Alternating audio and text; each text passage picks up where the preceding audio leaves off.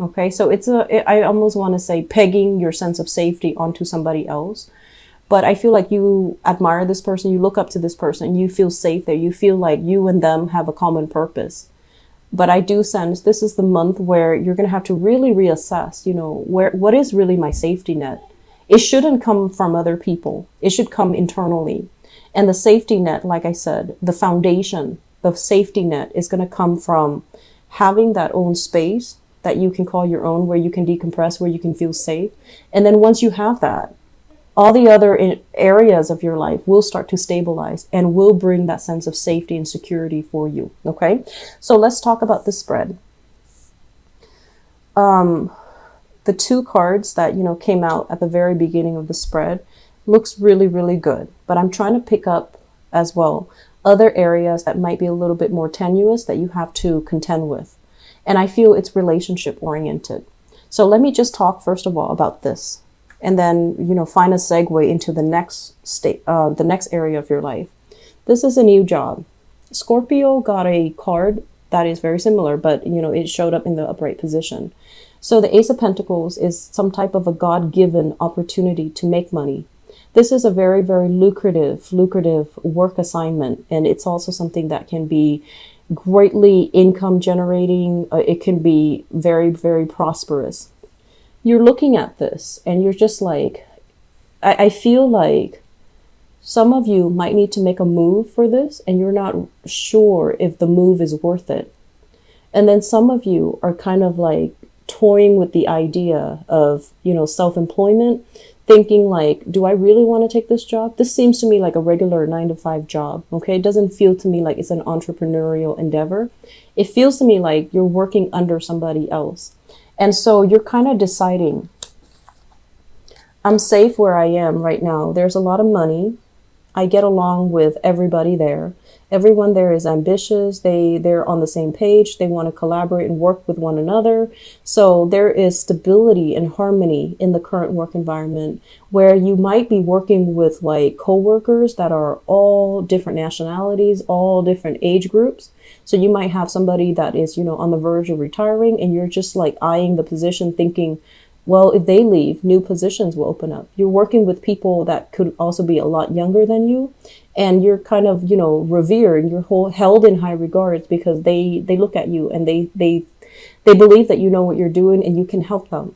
So I feel like it's a very dynamic environment across it feels like there are a lot of different age groups. It's like a broad spectrum in age, a broad spectrum in ethnicities.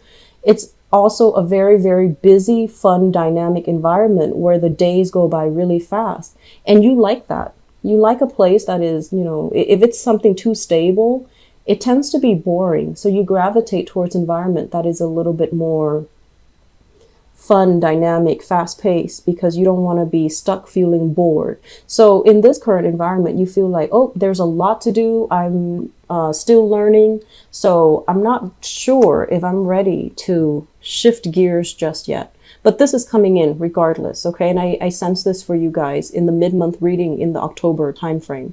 And I feel like for those of you who are a little bit behind the, either you're born in, the late decan of Aquarius, you're dealing with this now where you have new opportunities, and the opportunity has a lot of growth and a lot more prosperity.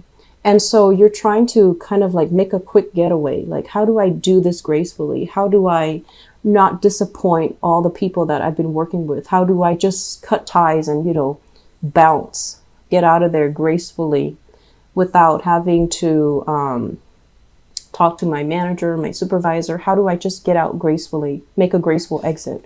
So some of you are toying with this idea. And I feel some of you are just, you're not really sure if this is the right decision. And so it seems like there's a lot at stake. It seems as if, there's a lot of fears here. The Strength card is more about, emotional and physical resilience, okay? It's about speaking your truth. It's about not cowering in the face of danger or in the face of fear. So I feel that the best policy is honesty, and the best policy is to be very forthcoming and righteous when it comes to our intentions.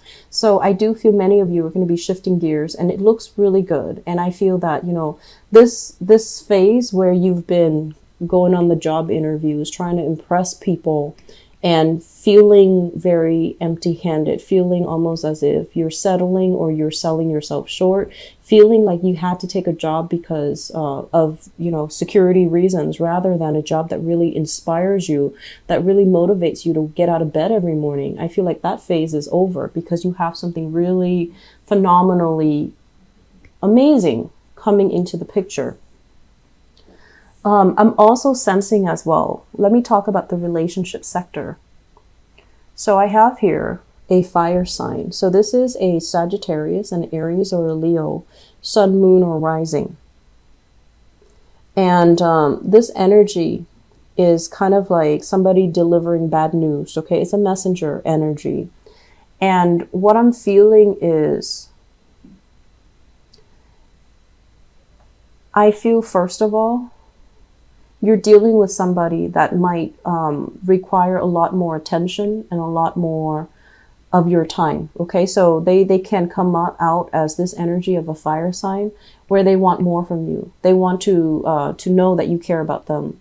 They need a lot more attention. They need a lot more of your time, and they're wondering where you've been. You've been busy working. You've been busy building your empire, building wealth, and you have a lot of things here that you're taking care of. And I feel like some of you are just kind of physically tired. This is a house move.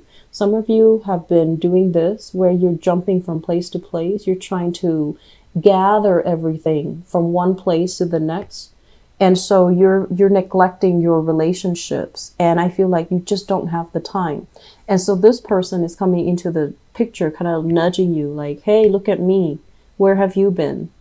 Are you with somebody else, or are you, just caught up with life? And where do I fit in your life?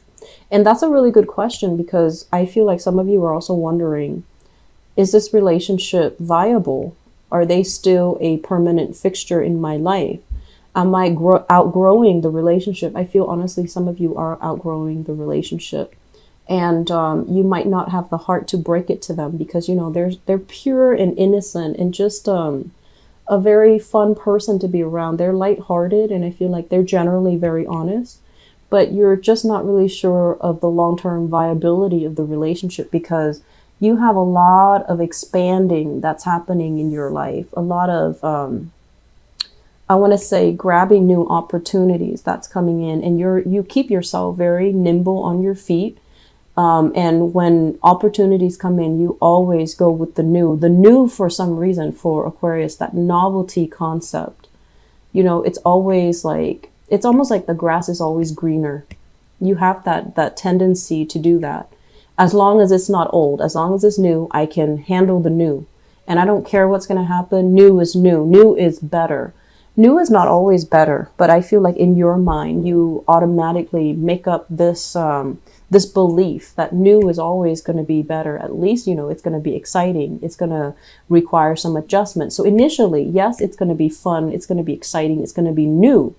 But then that novelty concept always wears off. And so it's really important for you to really look at, clearly, is this still viable? Am I outgrowing this person, like just spiritually? Or is it no longer proving to be new and exciting anymore, and that's why you want to leave it behind? But I feel like there's going to be a little bit of, I want to say like attention seeking from your partner. And I feel that they want to feel close to you again. They feel neglected, and they feel like you're not really in the picture. Okay. What I'm also sensing as well is some of you are in a relationship where the fun in the romance, for whatever reason, there's always a third party tagging along. It could be children, or it could be, family. So there's like always a third wheel, or there are always other parties interfering. I'm not sensing exes. Honestly, I'm not. It's not like, your ex or their ex is like poking their heads in the picture. I just feel like there's an element of, having a lot of people always around. And so you can't really have a normal one-on-one type of a relationship. If that sounds like you, Aquarius, you need to somehow create the space so that your relationship can thrive, because it's really affecting your relationship. And I feel you or your partner is no longer feeling like this is viable.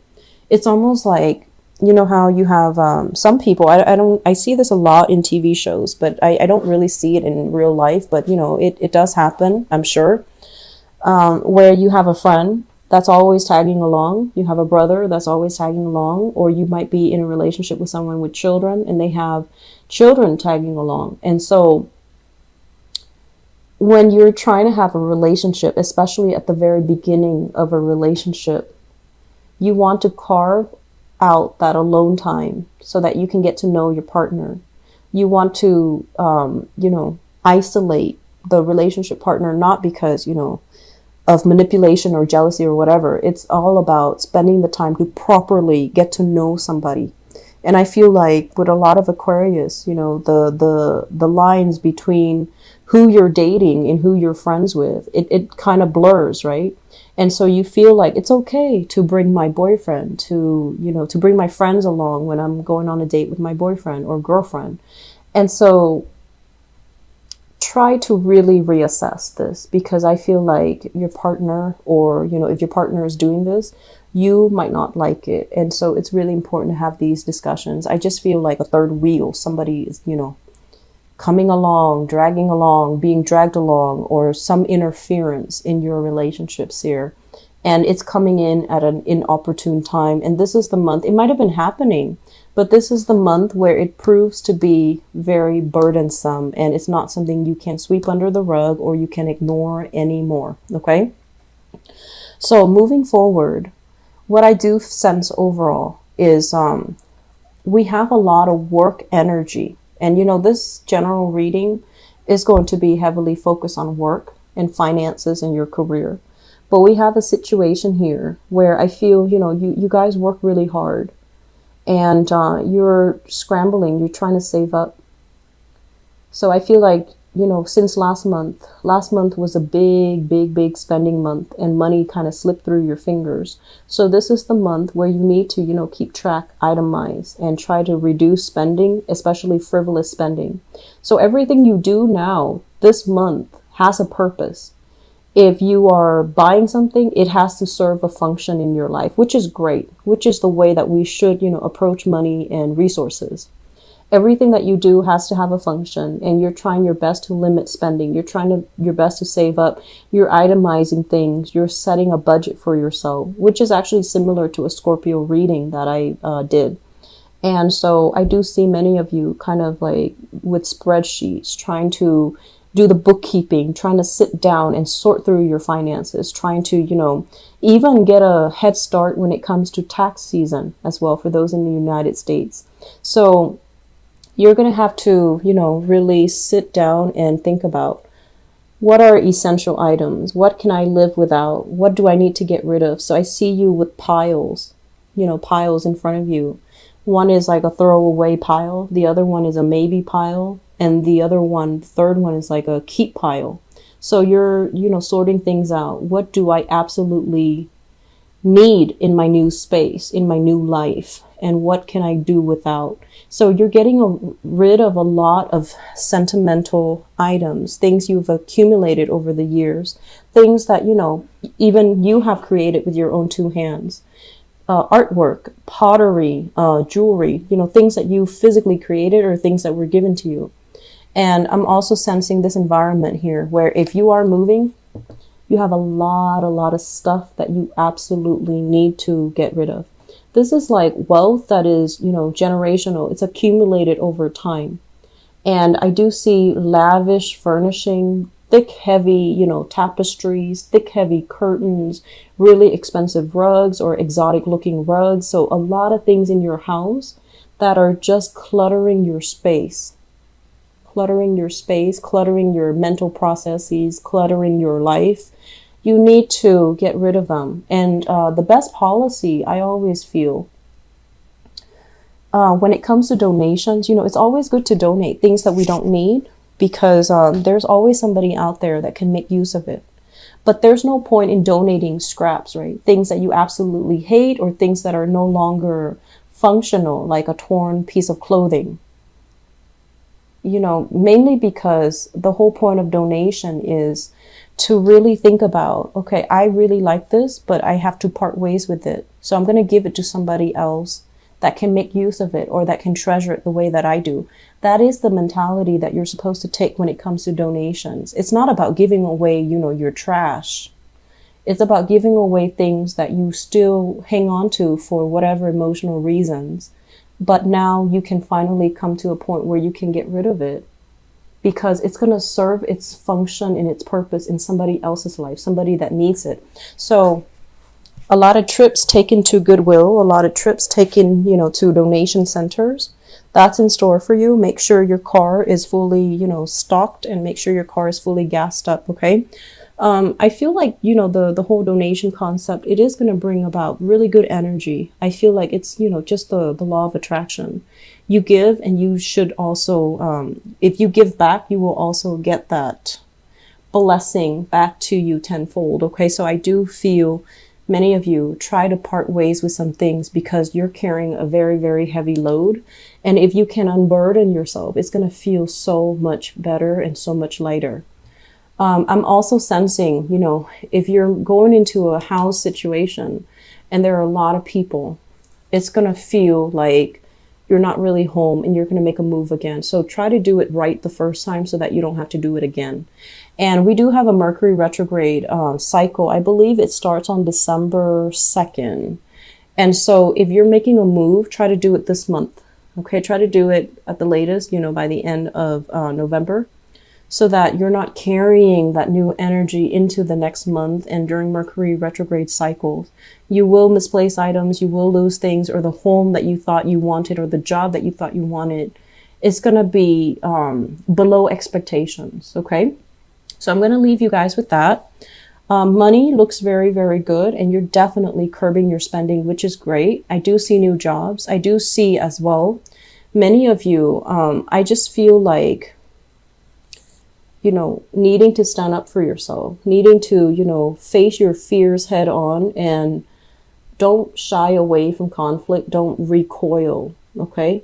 And at the same time, gather your thoughts so that you are speaking in a way where it shows you're the person in authority. Okay. So don't let other people dictate the narrative. Take charge of the situation, speak loudly and firmly.